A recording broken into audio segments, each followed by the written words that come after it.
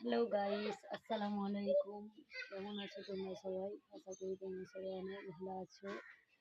সবাইকে good afternoon. এই দেখুন, দুপুরের খাবার খেয়ে বসে আছি।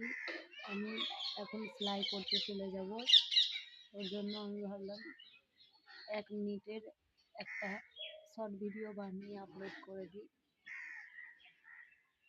আমরা বসে আছি খাওয়া দাওয়া করে।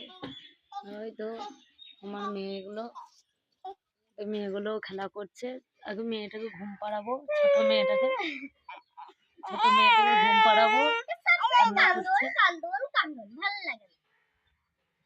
ঘুম পাড়িয়ে তারপরে আমি সেলাই করবো। প্রচন্ড জ্বালাচ্ছে, কি করবো? আমার মেয়ে আমাকে তো জ্বালাবেই। তোরও তো জ্বলন সহ্য করেছি আমি।